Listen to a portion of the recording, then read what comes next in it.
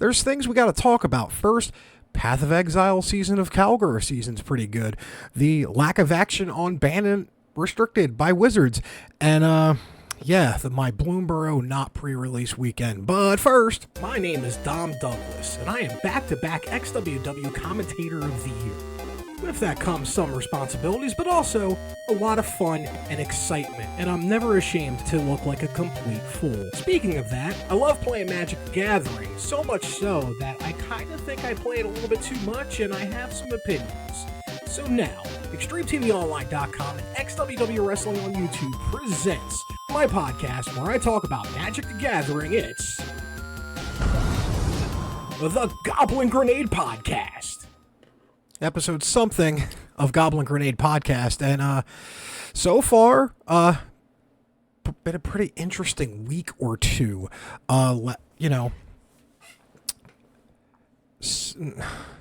Like sometimes it just happens, sometimes it don't. I can't really help when podcasts don't happen, especially if they don't happen, because I'm just not feeling 100% okay. That being said, though, I'm very serious. Thank you for all the views. Thank you for watching. This time we're getting back into some Magic, which is the main crux of this podcast. But I've had a lot of things going on that wasn't Magic. You know, there's Diablo, Vessel of Hatred, and Spiritborn coming soon in Season 5. There was Path of Exile Seasons of Kalguur happening. So let's go into first the Wizards news, or lack thereof. First things first, their ban and restricted announcement on the 24th, which was a week ago as of this recording, they did not, in fact, ban Nadu, which everybody and their mother thought was going to happen. If you do not know, Nadu, Winged Wisdom, is for Modern Horizons 3. It's flying. Creatures you control have, whenever this creature becomes the target of a spell or ability, reveal the top card of your library. If it's a land card, put it onto the battlefield. Otherwise, put it into your hand. This ability triggers only twice each turn. Nadu's ability doesn't trigger twice each turn. The target, whatever it targets. So, each creature you have has that ability to have it twice a turn. What happens is, honestly, what happens basically is just like almost an infinite turn. It's an infinite turn between 4 and 6. Nadu wins the game. I could be a little bit wrong, but it just goes through their entire deck and then just wins. And the problem is it's such a crazy board state, and it's such a awkward, ugly board state to keep track of. During the Pro Tour, they had like this little placard card with 0 and then 2.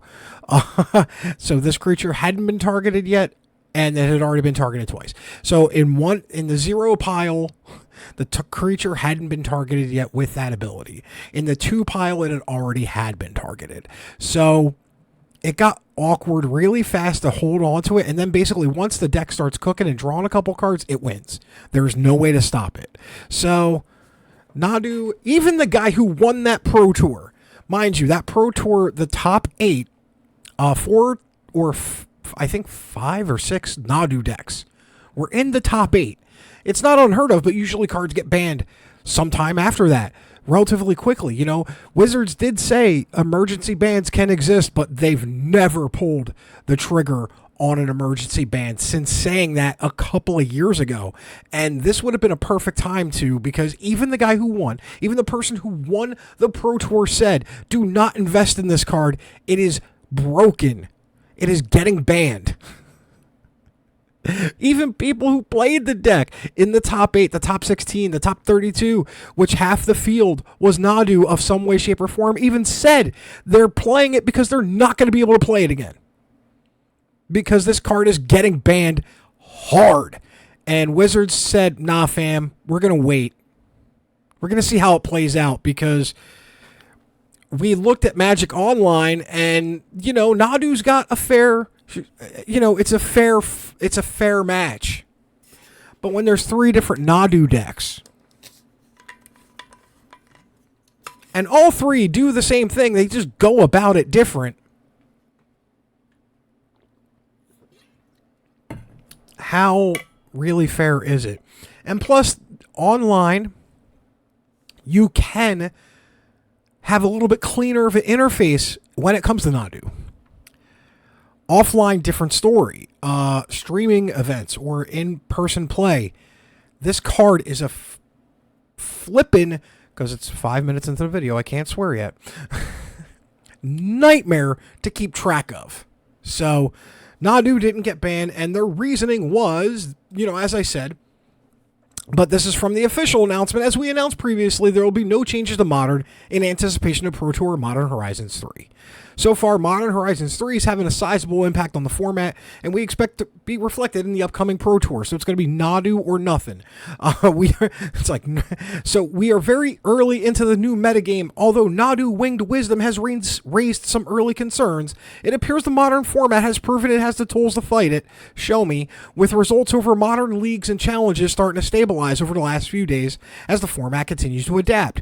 The rise of spell-based combo in Ruby Storm with Ruby Medallion and Ral Monsoon Mage from Modern Horizons 3 is a notable addition to the format that fights Nadu by being typically a full turn faster. Similarly, it has risen in popularity too, so too have the efforts to defeat it. The problem is, Ruby Storm got stomped in that Pro Tour.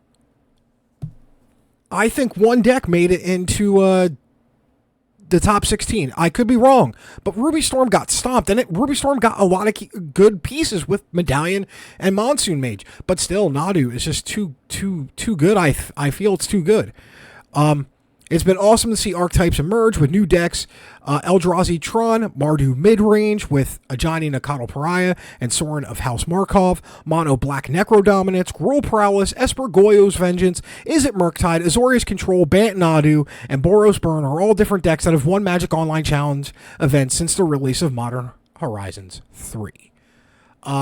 They didn't do any bans for Standard, which was expected, or Pioneer, which was expected, especially with Bloomburrow dropping soon, and especially when Bloomburrow drops, technically speaking, 4 sets get banned in Standard, because it is now, for the first time in a very, very, very long time, we get Standard rotation. And if you've been new to Magic for the last 2 years, what is rotation?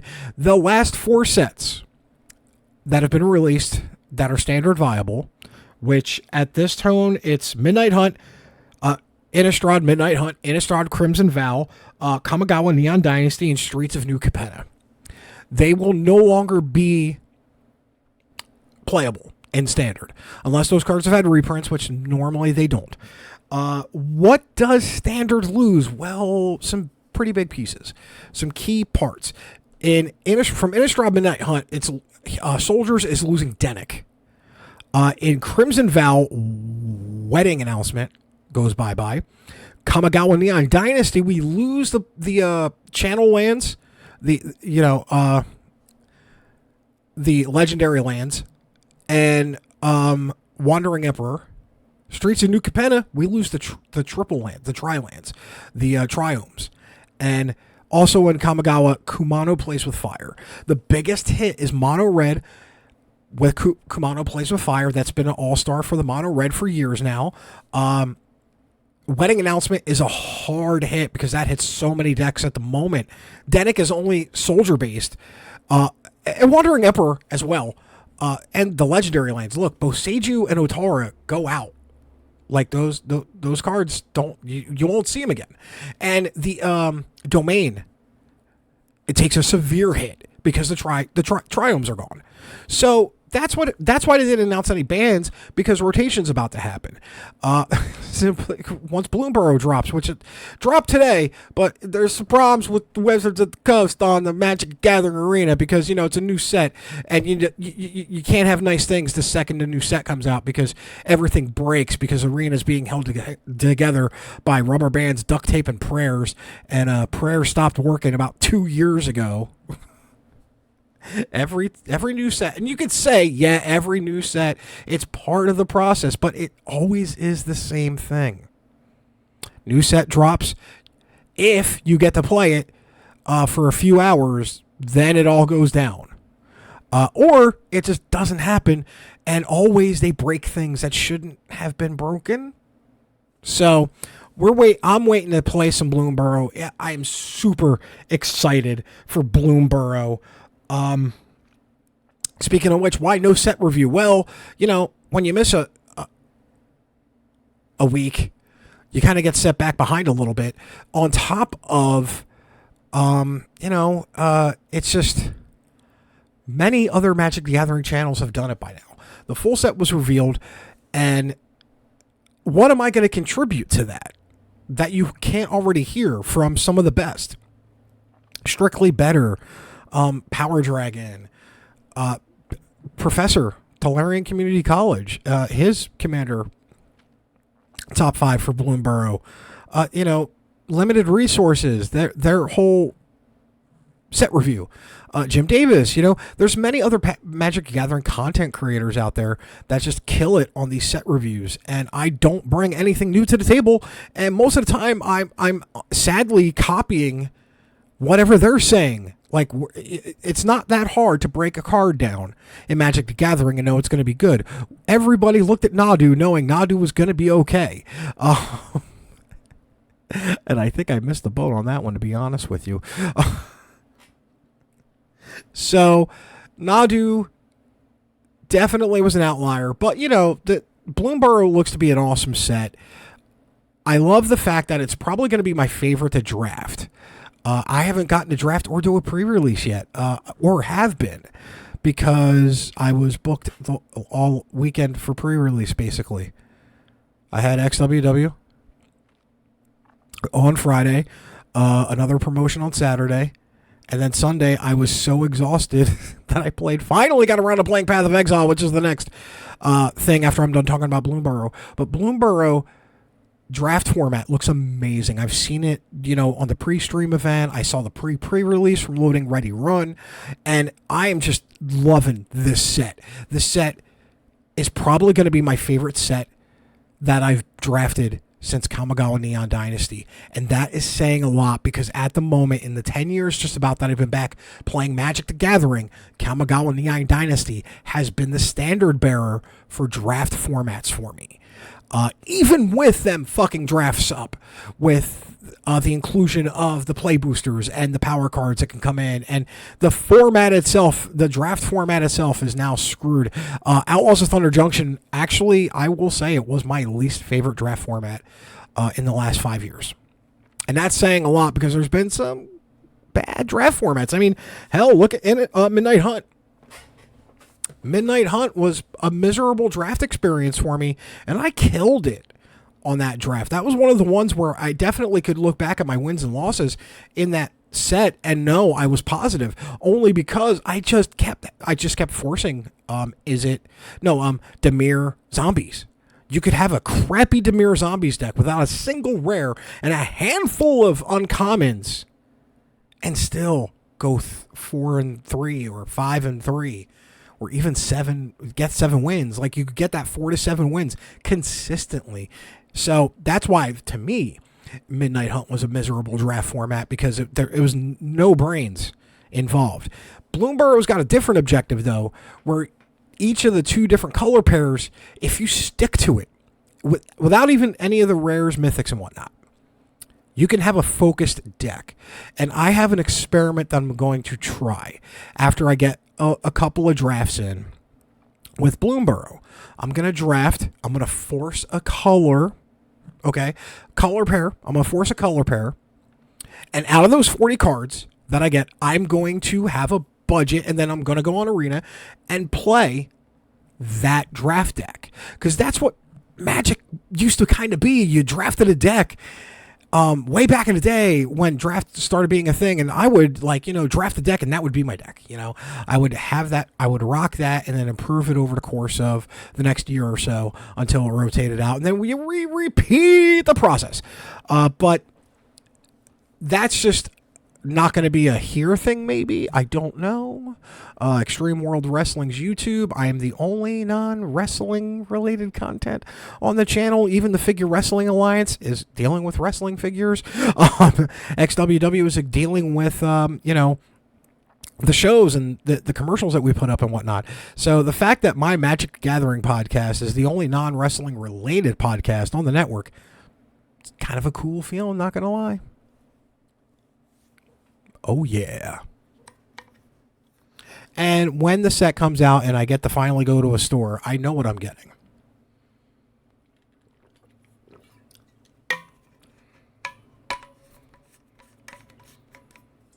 And I'm going to be trading some cards in, but I'm getting a pre-release kit because I want to see what it goes. I'm getting a bundle, and I'm getting the Squirrel Commander deck. And I'm making my 27th or 28th Commander deck that I have in my possession. Yes, that's right. I broke apart a bunch of Commander decks, and then over the process of the last couple of months, I increased it by a lot. But I knew that was going to happen because I was already in the midst of building some Commander decks before I broke down things and did my Commander deck, the 4-part monstrosity. That's going to get an addendum pretty soon because I have that many more Commander decks.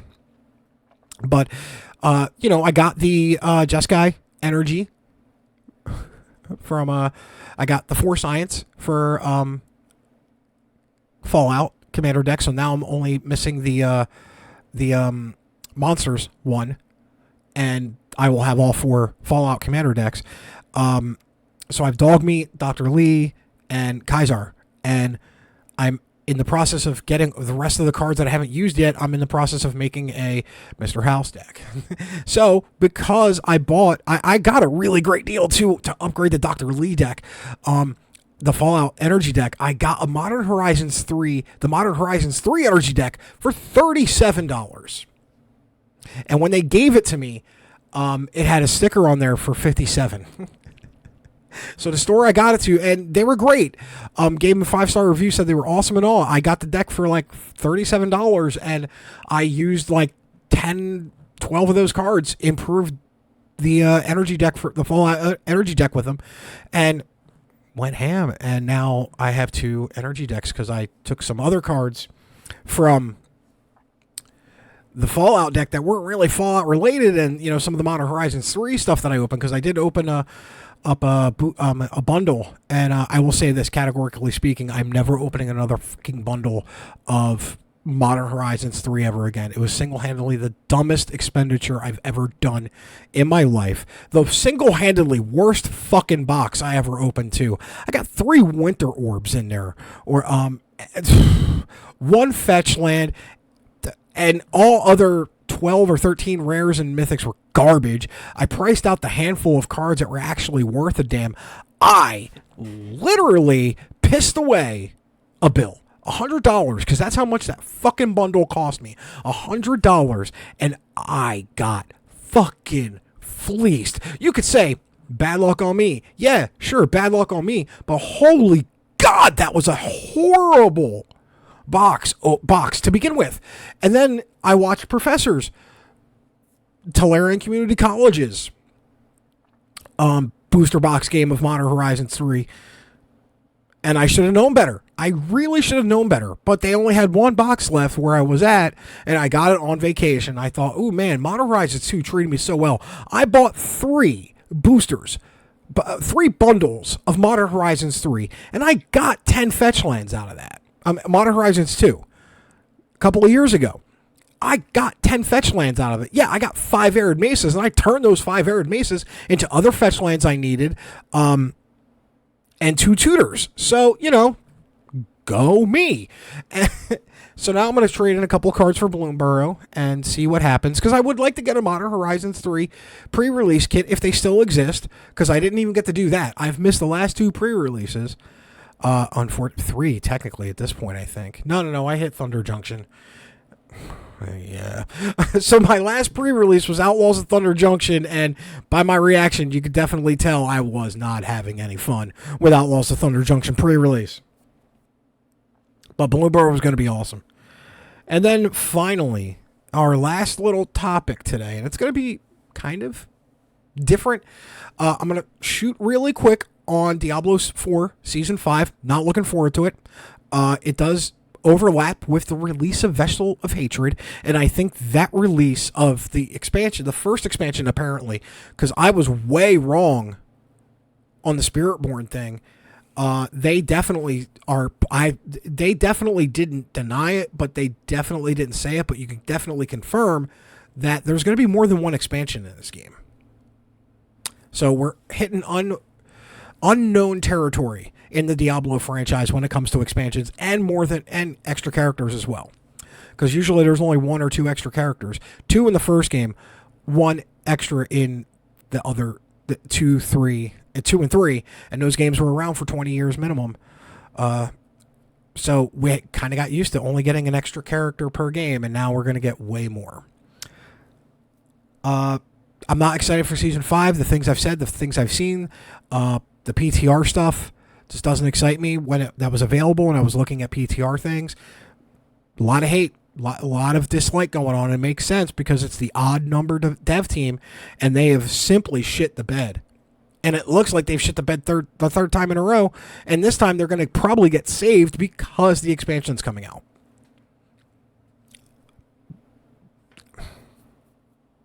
I don't know what it is. I don't know if the ideas that this group comes up with just aren't hitting. Because they'll do a couple of great things in the season, but overall the season will be a giant wet fart. And I don't know.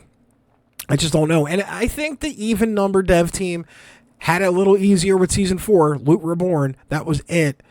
And, their version of Greater Rifts. That was the only additions, if you want to get technical. And Loot Reborn, which is the second game in a row that they've had to do that. Diablo 3, we got Loot Reborn 1.0 and Loot Reborn 2.0. We're already at 1 a year into the game's relaunch. And I talk enough shit about Diablo 4 when I can, and I will call the bullshit out because I spend a lot of fucking time playing this game. Diablo 4 has been, for the past year, no doubt in the back of my mind, my favorite game. The hours say it all. The hundreds, and I'm not even joking, of hours I've played and plucked into this game says it all. I think I'm close to hitting 700 hours on the game at this moment. Yeah, I think I'm close to hitting 700 hours, and yeah, come at me, and it's all been solo too. I've never partied. The only time I was partying was doing Duriel runs, Uber Duriels in Season 3, because it was end of season and I had a bunch of materials to summon Uber Duriel left, and I just kind of kept using them with the group. It was like my last time. It was going to be the last bit of playing in Diablo in Season 4 and Season 3 too. I've done it too, where I just would do that and then just keep buying it. Bringing him back and basically letting him know, hey, I'm just trying to get rid of mats here. I'm not playing after. Once I log off, it's the last time I'm playing until the next season. Now, Path of Exile. The newest league, Settlers of Kalguur, also known as the Boat League. How's it been so far in the first 4 days? Well, the first 5 days, technically. First 2 days, I was not able to. It dropped at 4 o'clock in the afternoon, and I was already on my way to XWW show that day, so I couldn't play it. And by the time I got home, it was just not going to happen. Turns out, on console, because I play on Xbox One, turns out they done effed up, Aaron, and the virtual keyboard was removed from the game on console. Not that big of a deal. You need to put a name for a character. And without the virtual keyboard, everybody who tried to play the game was soft locked from even starting the league. Okay, so by 1 o'clock in the morning or midnight, the first day, they got it fixed. It dropped at 4 p.m. and for the first 8 hours, you couldn't play. A handful of people could, but you couldn't play for the most part.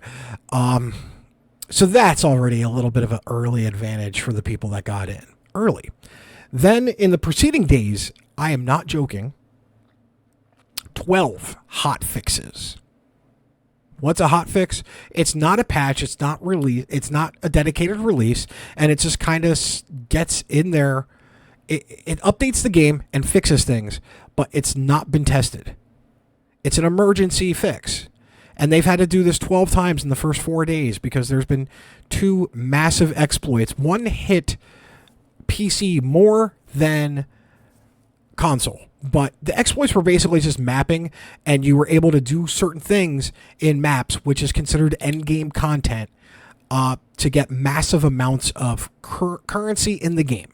The way it works is there's items that improve your weapons and armor, and that's the currency in the game. So if you got a ton of currency, the game market breaks, and everything gets wonky and super jacked up because people had full stash tabs, which the quad stash tab in the game can hold hundreds of unique one little items, and you can hold, I think, like 20 of the most sought after Mirror of Kadaras, and people had half of those tabs filled with full stacks of that.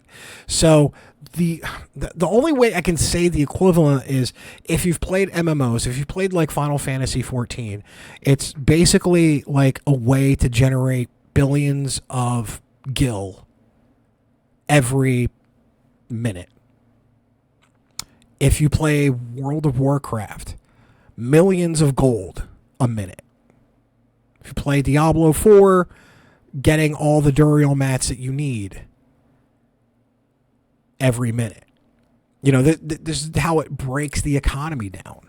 And that overfloods the market. And, you know, inflation kicks in. Gee, I wonder why. It's like living in the real world sometimes. And then next thing you know, what's happened right now, like the build I'm going for, which is a Lacerate Gladiator, some of the items I need, I can't get yet because for some reason there's like these rings. I'll look it up real quick when my computer stops being a... okay, so like I have rings and they're comms. The comm signs are what they're called. Yeah, there we go. Calm sign. Only adds 20 to 30 max life, grants 10 enduring cry skills, 10 to 20 strength, and +1 to endurance charge. Okay, this build, when I start getting it built, because I only have the starter version of it right now. I just hit maps, which is end game content, because I had to wait 2.5 days to start playing the league. And normally these things are, even on PC, these things are like 2 Chaos Orb to buy. And a Chaos Orb basically reforges an item, but the real life, you can't buy currency in the game, but I'm going to use this as what a Chaos Orb would be cost if real world money was involved, which it's not. Chaos Orb would be like $1. A scroll of a portal scroll back to town, that would be like 5 cents. A scroll of identity would be like a penny. So normally for $2, for 2 Chaos Orb, I can buy these, and I need 2. I need 2 of these rings to make the build kick a little more butt, if you will. For some reason, the Xbox marketplace, the Xbox inflation on prices on items is a little jacked up because there's not as many players playing it as opposed to PC. And, you know, apparently from what I heard, PlayStation version is even way worse than Xbox. And for some reason, people jack these prices up to like 10 to 30 chaos. So instead of paying $2 for a candy bar that's going to fill you up inside, you now have to pay $30 for that candy bar. And you need 2 of them.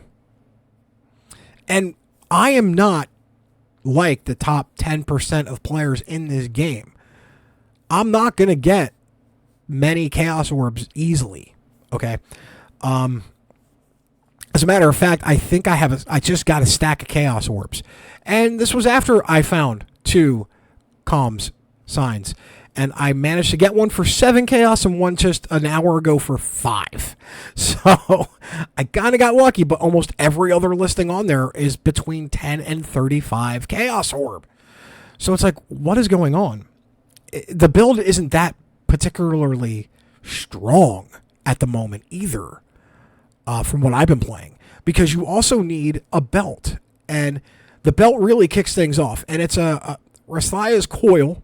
It's a studded belt. Gives you 10 to 30% increased stun duration on enemies. Gives you a little bit more strength. 30 to 40% less minimum physical attack damage, but 30 to 40% more physical attack damage. Adds 1 to 20 physical damage to attacks. Gets you about a little bit more life, and gain 50 life when you stun an enemy. So it helps you heal. This thing takes, at the moment, the price of that, I think, is a divine orb or 100. Yeah, let me check real quick. It was, yeah, it is, no, I'm sorry, it's 10 divine orbs. Okay, just about 10 divines. And divine orbs, one divine orb goes for about 100 chaos. So a divine orb would be about $1,000 in, if we're doing real world here. So now I need $10,000 to get this belt. And his belt doesn't drop that often either. And the gem I need is very hard to come by as well. So right now I've got a really good starter build. I just hit maps, and the economy in this game is out of hand. But I will say I'm having a blast with it. They have gotten rid of so much of the bloat that I was bitching about 2 weeks ago, or last week even, where I'm barely seeing anything. Like, I saw a lot of the Blight, which is good because apparently Blight is some of the best stuff to do in the game. And a heavy focus on the new boats type of thing. Somebody called it Farmville. And if you got that reference, yeah, it's deadly accurate. Settlers of Kalguur is basically Farmville, where you make your town, you get your crops, you make the smithing, and you make the mining, and you send boats out. And the boat is probably the best part of it so far, because I send boats out, and you hire people, and you send the stuff that you get between crops and mining and to other places in the world of Rayclast, which is where Path of Exile is, and Oriath, and it's feeding that weird thing where it's like, all right, I'm going to send this boat out for 2 hours, and it's going to come back with a couple more pieces of currency and a couple more things of armor, and now I'm getting into this weird loop of getting the money, getting the currency, sending the boats back out, using the armor that I'm not going to use to get them disenchanted by the disenchanter. That takes forever to do it, but I get these stacks so I can start actually improving other weapons that I have to get the runes ready, and then the game has gold now finally, but it's not used to buy things for the most part. It's used to upgrade and purchase workers in the town that you're building. Kalguur, representing Kalguur, and King's March. Let me see. I think it's King's. It's not King's March, is it? I think it is King's March. Let's see. Yeah, King's March. Yeah, okay. It's King's March. And so I'm just getting into this loop and getting the gold to improve the town and hire people and get better crops, to get better mining, to get better refinery and smelting done, so I can get 2 boats now up and running with a maximum capacity of 4 people in the crew. That actually helps improve the shipments, get there faster and safer and on the return, so I can get the disenchanted items to feed the recombulator to get better weapons and gear. You see how crazy fun I'm having just by the tone of my voice, the way it is, the way I'm explaining it, and the total amount of fun I'm having in the game. And I'm taking it at my own pace too. As I said before, I'm never going to get it tier 17 maps, which is the limit. I'm never going to finish maps, and I don't care, because I have a blast while playing it. But it's had its highest numbers. It broke its own records for the most players concurrently on Steam. And that is not counting the client, their actual client, Grinding Gears client, that's not counting PlayStation, and Xbox users. So this season's, they needed it too, because a Necropolis League was dog shit. I played it, and I played it for like a week, and I bounced out. I pieced. I said, nope, not happening. I did not like it. I don't even use the mechanic. And my biggest complaint about bloatware, I did say it, that there's so many mechanics that are used.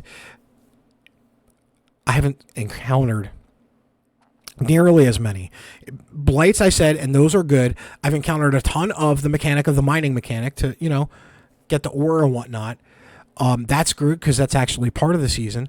I think I did an investigation one time. And if you've ever played investigations, let me know in the comments, because I've never fucking done any of them. I haven't delved, even though I've been getting the stuff to dig down. I don't use delve. I've encountered that. I've encountered the Atlas, the tower, the pyramid, and that's about it. Like, that's all I've encountered, and so far it's not like I've been getting hit in the face with all these extracurriculars that you could do. So I think they've addressed it. And I think this is also the season that's going to segue into Path of Exile 2, because next year Path of Exile 2 does come out. And in that world map, yes, that's right, the world map for the boats, you kind of get to see a little bit more of Rayclass Noriath and the world. So I think that was like a smart teaser for Path of Exile 2, if it was. So yeah, I'm having a blast, and once again, I may roll another character. I may roll an archer. I wanted to try the Lacerate Gladiator bleed build, because they made melee fun again. Because you had to use, up until they fixed it, and mind you, this is the most extensive patch this is the most extensive update they've ever done, too. I said it before, like, the guy, Zizaran, one of the best content creators for the game, went over to patch notes, and it took him 3.5 hours. That's how extensive they were. That's how much they changed, and they fixed melee, and I was like, I want to try it. And so far, up until I hit maps, and I hit, like, level 70, and I got my skill treed out, there's a couple skills that I'm just not comfortable with playing yet, because I don't have the gear for it, but I'm still having a blast, and melee's fun. I'm jumping in, hacking and slashing. It's like not spin to win barbarian, because I don't know if that build exists. I will try to see if it does, and I'll make that too. But it's just, I'm having a blast. I'm very serious. It's such a fun league, and apparently a lot of new people are coming in too, everywhere on this as well. If you're watching and you've just started dabbling your feet in Path of Exile, I will say this without a shadow of a doubt: look up some guides. Some of Engineering Eternity stuff still stands. He doesn't upload anymore, but some of his learn how to play basics still holds up today, and it's some of the best stuff, and it's some of the most OG too lessons and explanations of the game out there. Zizaran, as I said, makes great guides. maxroll.gg does have some pretty good stuff on there, but definitely you're gonna need it, because this is a game that takes the playstyle of Diablo and mixes it with the license grid board of Final Fantasy X and Final Fantasy 12. And on top of that, you don't put points into your class. You don't get skills based off of the level and what you've put stuff into. You get skills based off of the gems that randomly drop and you can buy as well. So please just do yourself a favor. Look up low budget builds just to get your feet wet, because as I said, I'm in a low tier build that can become insane, but I have to spend a lot of currency in game to get it. And that's going to take me a long time. a very long time.